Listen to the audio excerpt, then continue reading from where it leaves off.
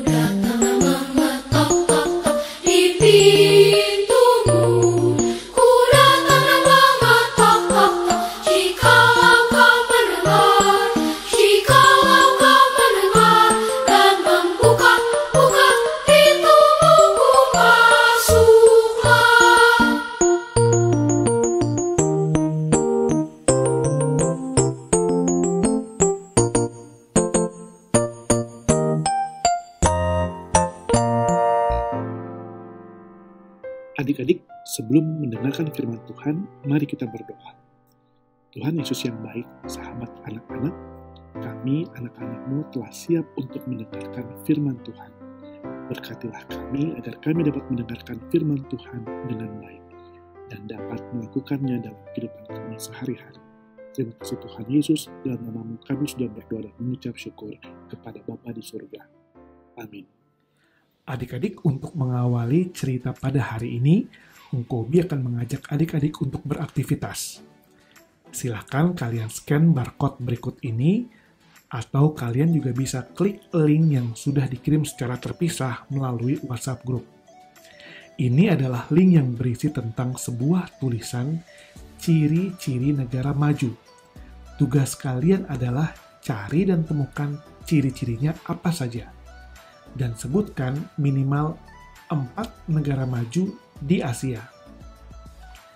Ketika kalian membaca atau membuka link tersebut, kalian akan menemukan sebuah tulisan dari Menteri Keuangan Negara Indonesia, Ibu Sri Mulyani. Beliau mengatakan bahwa korupsi merupakan musuh nyata yang dapat menghancurkan sebuah negara. Korupsi dapat dilakukan oleh seseorang atau kelompok. Para pemimpin negara yang melakukan korupsi, mereka melakukan ini untuk mensejahterakan diri mereka sendiri. Mereka sudah lupa dengan tanggung jawab mereka. Akhirnya, hak rakyat dirampas. Banyak orang miskin, banyak rakyat yang hidupnya tidak sejahtera.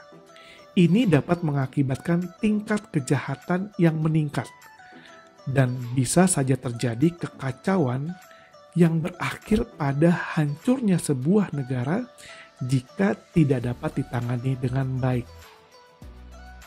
Kejadian seperti ini bukan saja baru terjadi tahun-tahun ini. Tahun-tahun sebelumnya, dan kalau kita tarik mundur jauh ke belakang, pada tahun 750 sebelum Masehi, bangsa Israel pernah mengalami kehancuran. Para pemimpin pada saat itu tidak dapat memberi teladan yang baik kepada masyarakat, sehingga menimbulkan ketidakpatuhan dan kecerobohan. Mereka lebih mementingkan diri mereka sendiri, mereka bersenang-senang. Yang terparahnya adalah para imanlah yang justru menjadi contoh yang tidak baik. Saat itu banyak sekali orang-orang baik yang dimusuhi. Dan yang paling parah adalah bangsa Israel sudah tidak lagi menyembah Tuhan Allah. Mereka menyembah berhala. Di sini sangat terlihat bahwa para pemimpin tidak dapat melakukan tugasnya dengan baik. Tuhan Allah sangat merasa sedih atas sikap bangsa Israel. Oleh karena itu, Tuhan Allah menghadirkan seorang nabi yang bernama Nabi Hosea.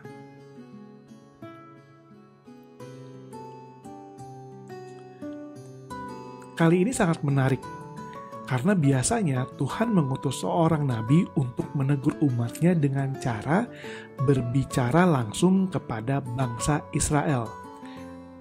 Tetapi untuk Hosea, Tuhan menjadikannya alat peraga melalui kisah nyata kehidupannya. Allah menggambarkan kesetiaannya dengan bangsa Israel seperti sebuah pernikahan. Allah mengumpamakan dirinya sebagai seorang mempelai pria dan manusia sebagai mempelai wanita. Untuk lebih jelasnya, mari kita sama-sama membuka Alkitab kita dari Hosea 1 ayat 1 sampai 9. Adik-adik, pause videonya dan play kembali setelah selesai membaca. Ketika kita baca sama-sama tadi bahan Alkitab kita pada hari ini, kita bisa melihat bahwa Tuhan Allah ingin menegur bangsa Israel melalui Hosea. Tuhan Allah mengizinkan Hosea menikahi wanita yang bernama Gomer. Banyak orang yang menentang Hosea, karena Hosea adalah seorang nabi, seorang terpandang yang tidak seharusnya menikahi Gomer. Karena Gomer terkenal sebagai seorang wanita yang tidak baik. Tetapi karena kesetiaan Hosea pada Tuhan, Hosea tetap menikahi Gomer. Gomer mempunyai 3 orang anak, Jezreel, Lo-ruhama, dan Lo-ami. Selama Gomer menikahi Hosea, Gomer telah berselingkuh. Dia tidak setia kepada Hosea. Tapi walaupun demikian, Hosea tetap mengasihi Gomer. Gomer lebih memilih untuk pergi meninggalkan Hosea. Ketika Gomer meninggalkan Hosea, kehidupannya semakin tidak baik. Dia dijadikan budak dan dijual. Walaupun demikian, Hosea tetap setia dan sayang kepada istrinya. Hosea pergi mencari istrinya, dan dia akhirnya menjemput Gomer dan menebus Gomer dan membawa Gomer pulang kembali ke rumah mereka dan menjadikan Gomer istrinya kembali. Nah, adik-adik, di sini kita bisa menyaksikan kesetiaan Hosea kepada Gomer istrinya. Hosea tidak pernah meninggalkan istrinya. Hosea tidak pernah marah dan dia selalu mengampuni istrinya ketika istrinya berbuat salah. Begitulah gambaran hubungan Allah dengan umatnya Israel pada saat itu. Inilah caranya Allah memperlihatkan hubungan Allah dengan bangsa Israel melalui pernikahan Hosea dan Gomer. Melalui firman Tuhan hari ini, kita diingatkan bahwa Tuhan akan sangat bersedih ketika melihat umatnya tidak setia kepadanya. Kita harus ingat bahwa Tuhan adalah sumber berkat dan kehidupan. Tuhan tidak akan pernah meninggalkan umatnya karena Dia adalah Tuhan yang setia. Dia selalu menyatakan kasih-Nya kepada kita setiap saat. Bukti nyata yang bisa kita rasakan saat ini adalah penyertaan Tuhan selama pandemi COVID-19. Selama 1 tahun ini Tuhan selalu menyertai para pemimpin, para petugas. Mereka selalu berusaha dengan baik. Pemerintah Indonesia berusaha dengan keras untuk menjaga dan melindungi rakyat Indonesia. Banyak cara yang sudah dilakukan oleh pemerintah Indonesia untuk menjaga rakyatnya. Sebagai anak-anak Indonesia, kalian harus bersyukur. Kalian masih diberikan rasa aman. Kalian masih bisa melakukan aktivitas, belajar, ibadah, dan bermain, walaupun masih terbatas. Nah, adik-adik, khususnya hari ini, kita patut bersyukur sebagai seorang pelajar, sebagai seorang murid, karena kita bisa merasakan lagi kasih setia Tuhan. Tuhan telah memberikan kepada bangsa Indonesia seorang Bapak yang bernama Bapak Ki Hajar Dewantara, yang tepat pada hari ini kita merayakan Hari Pendidikan Nasional, tanggal 2 Mei. Bapak Ki Hajar Dewantara adalah tokoh pendidikan. Berkat usaha dan jasanya merintis pendidikan di Indonesia, beliau dinobatkan sebagai Bapak Pendidikan Nasional. Ada slogan yang Bapak Ki Hajar Dewantara berikan, yaitu Ing ngarso sung tulodo, ing matyo mangun karso, tut uri handayani. Yang artinya, harus bisa menjadi contoh yang baik, harus dapat membangkitkan semangat, harus mampu memberikan dorongan agar terus maju. Di Hari Pendidikan Nasional kali ini kita boleh bersyukur melalui cerita tentang Hosea. Kita bisa merasakan kasih setia Tuhan yang selalu menyertai khususnya anak-anak Indonesia. Saat ini, walaupun dalam keadaan pandemi, ruang aktivitas kalian dibatasi, kalian masih bisa belajar, kalian masih bisa beribadah online. Oleh karena itu, jadilah contoh yang baik dan kalian harus tetap semangat. Engkau dan Ci tahu, pasti ada saatnya kalian akan merasa jenuh, kalian merasa capek, dan kalian merasa bosan. Ada caranya untuk menghilangkan rasa jenuh, rasa capek, dan rasa bosan. Cara ini harus tetap kalian lakukan supaya kalian tetap setia melakukan perbuatan-perbuatan yang baik. Yang bisa kalian lakukan adalah berdoa dan bernyanyi memuji Tuhan ketika kalian sedang jenuh, kalian sedang capek, dan kalian sedang bosan. Percayalah, Tuhan pasti akan mengubah semua itu menjadi sukacita. Dan yang berikut, agar kalian tetap setia, kalian harus bersyukur. Bersyukur dalam keadaan apapun.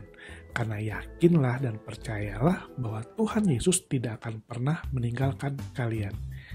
Bersyukur dengan cara belajar dengan giat dan raihlah prestasi. Sebagai anak-anak Indonesia, nyatakanlah syukur adik-adik melalui prestasi kalian di sekolah. Dan yang berikutnya adalah rajin datang ke ibadah hari Minggu PA, membaca dan melakukan firman Tuhan dalam kehidupan sehari-hari. Melalui firman Tuhan pada hari ini, melalui kisah Hosea, Tuhan Yesus menginginkan kita untuk tetap setia. Setia kepada Tuhan Yesus yang tidak pernah meninggalkan kita. Selamat hari Minggu, Tuhan Yesus memberkati.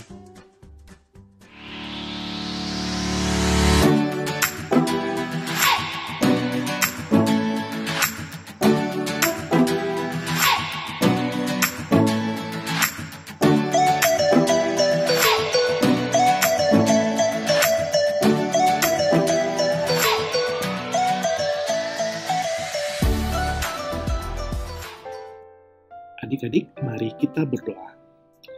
Tuhan Yesus, Allah Bapa kami yang bertata dalam kerajaan surga, kami mengucap syukur untuk firman Tuhan yang boleh kami dengar hari ini.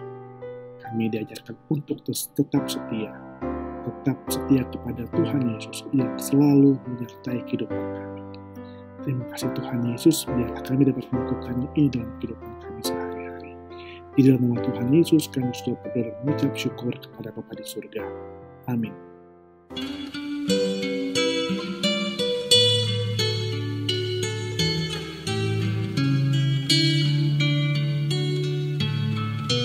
Allah Bapa melindungi anak-anaknya di bumi, burung-burung dalam sarang tak kenal lawan seimbang.